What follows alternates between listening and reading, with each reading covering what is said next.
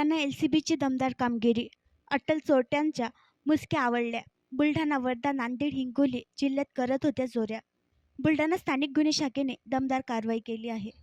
बुलढाणा, वर्धा, नांदेड, हिंगोली जिल्ह्यातील पोलिसांना जेरीस आणणाऱ्या अट्टल चोरट्याला एलसीबीने बेड्या ठोकल्या आहेत. दगडूबा मुकुंदा बोर्डे, वय 35 वर्ष, पेडजापूर, तालुका भोकरदन, जिल्हा बुलढाणा असे अटक करण्यात आलेल्या आरोपीचे नाव आहे.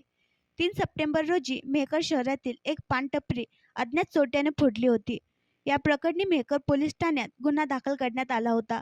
स्थानिक गुन्हे शाखेच्या पथकाने गोपनीय माहितीवरून बोर्डे याला अटक केली आहे. त्याने गुन्ह्याची कबुली दिली असून त्याच्या ताब्यातून त्याने चोरलेला मुद्देमाल जप्त करण्याची प्रक्रिया सुरू आहे. अटक करण्यात आलेला आरोपी बोर्डे हा अट्टल गुन्हेगार आहे. आधी त्याने मेडिकल स्टोअर, डेंटल क्लिनिक यासह इतर अनेक ठिकाणी चोऱ्या केल्या आहेत.